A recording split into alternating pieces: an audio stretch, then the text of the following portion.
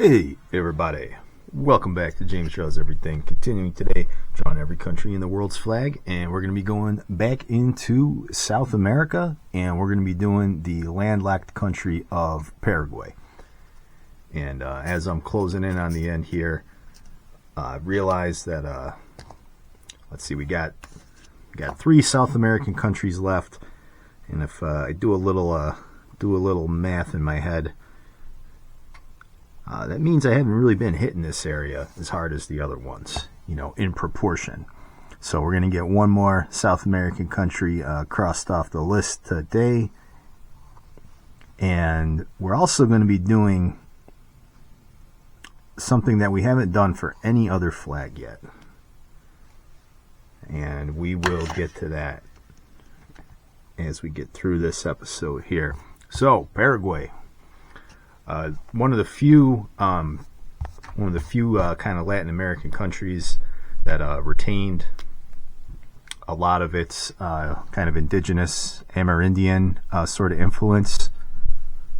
Of course, you still have a lot of those peoples in a lot of Latin American countries, but they're definitely a minority. So, like in Paraguay, the Guarani peoples are still like the main linguistic group in the country. So a lot of people do speak Spanish, but the Guarani dialect is still the majority of the population there. So it wasn't kind of completely run out by colonialism. So that makes it kind of unique.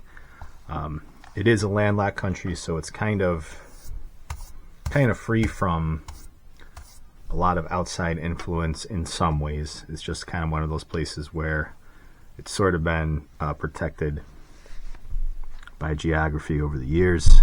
Not to say that they don't have their issues with their neighbors, and trust me, this one definitely does. And we'll get to all that. So those Guarani people were there until the Spanish arrived in the early 16th century. This is incorporated into the Viceroyalty of Peru, Viceroyalty, however you say that.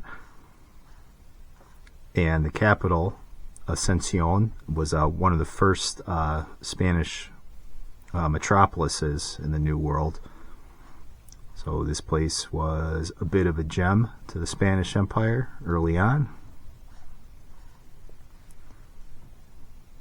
And they achieved their independence from Spain in 1811 with the help of some of their neighboring states like Argentina. This was actually the very first country in South America to gain independence from Spain.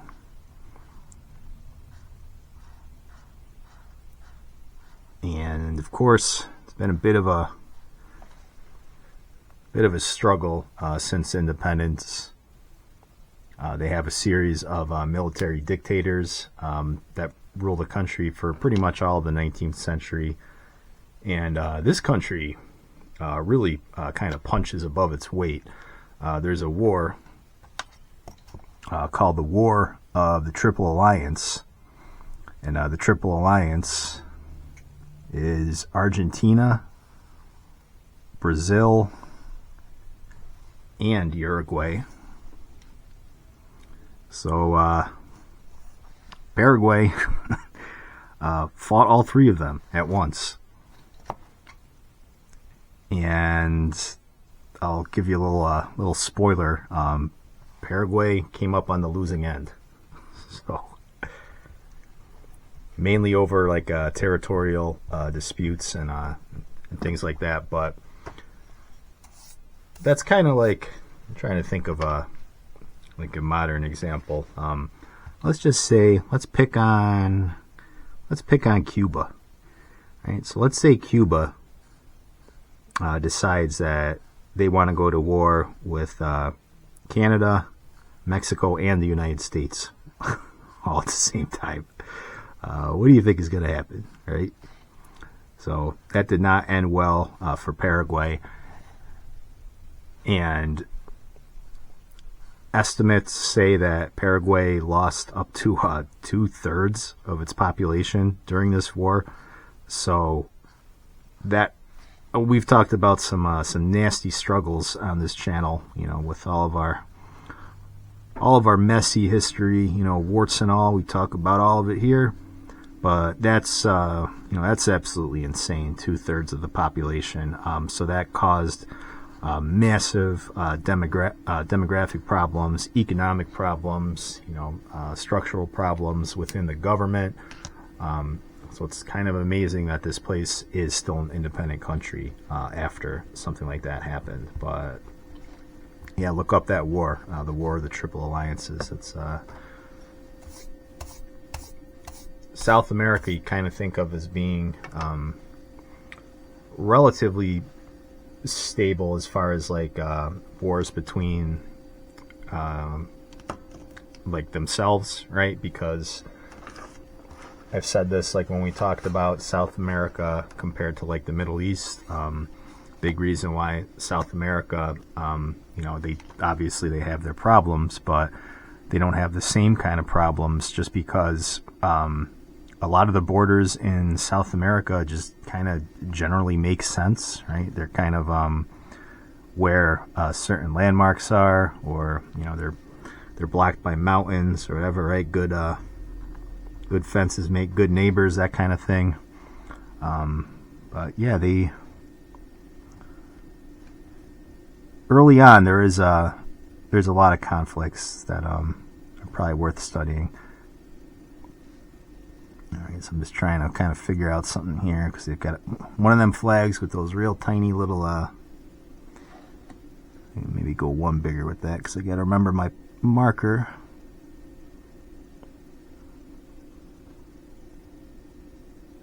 Is its own size too, so steady hand, James. I know, right? Oh, jeez, there we go. Good enough. Yeah, that worked. All right, so going into the 20th century, they're still feeling the effects of this war. They lost a lot of territory too, so they kind of stagnate economically as well. So even kind of still to this day, they bounce back a bit, but they're one of the poorest countries in South America. Alright, so let's get that little star in there. And again, this is one of them flags where you guys are just going to have to trust me.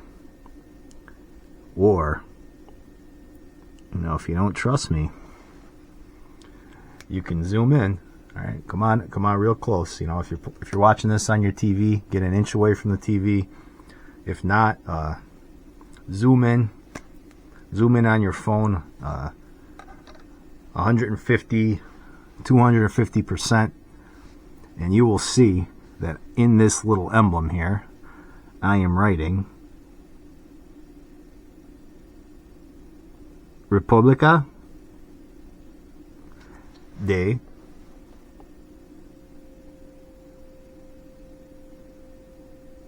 Paraguay. And yes, I actually wrote that, believe it or not. No, that's not just chicken scratches. So let's get that little star in the middle too. It's got a little yellow star and some leaves. Okay. So they have another war, the Chaco War of the 1930s with Bolivia. And there's kind of like a liberal government in Paraguay, right? So late 19th century kind of liberalism, when I mean it like that. So, not like the modern bastardization of the word liberalism. Mainly what I mean when I'm talking about it in this way is kind of like democracy, anti-monarchy. So this place was one of the very secular sort of Latin American countries, right? It was Christianity was actually brought there by Jesuits, and until they were expelled. So it doesn't have as much of a Catholic influence as, say, Mexico or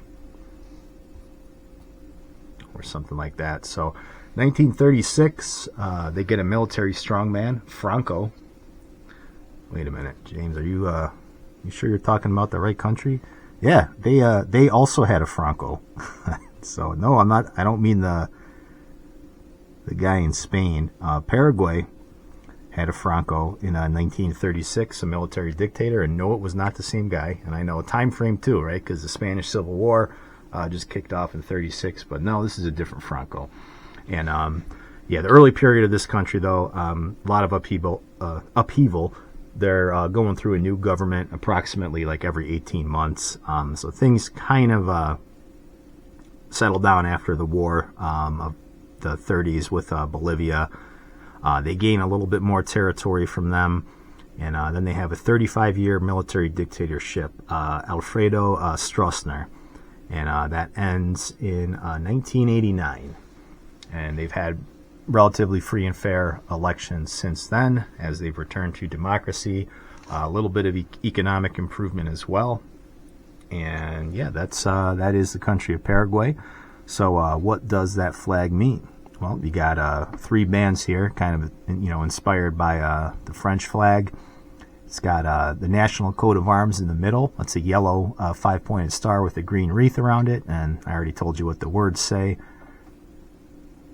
And then the red is bravery and patriotism, the white is integrity and peace, and blue is liberty and generosity. But wait, there's more. I said, I told you guys that there's something a little unique about this flag. So we're just gonna just quick and dirty here, just lay down some colors. As you can see, my red looks like it's on its last legs. Will my red marker last the duration of this project? Tune in next episode to find out. So I just want to get those bars just okay, and then we'll just do a border on that one. Close enough. And yeah, this flag, it's the only flag in the world where there's not just like a minor difference if you display it on the opposite hoist side. The flag of Peru, it actually has a completely different symbol on the other side. So that's kind of unique. And it says Paz y Justicia. And then inside, got a little lion.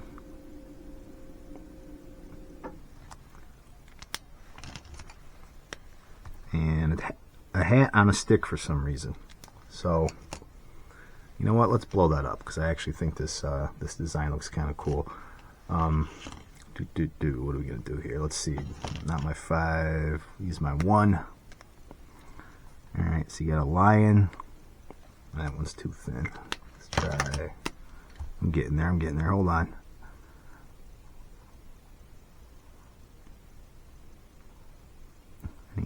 He's kind of sitting down.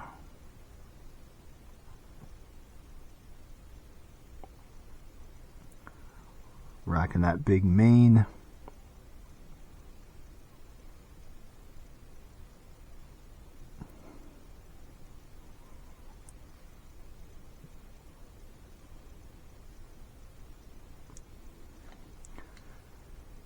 Okay, then he's got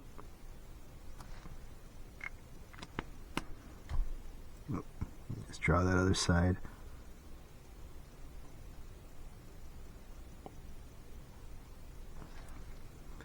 Yeah, that's just not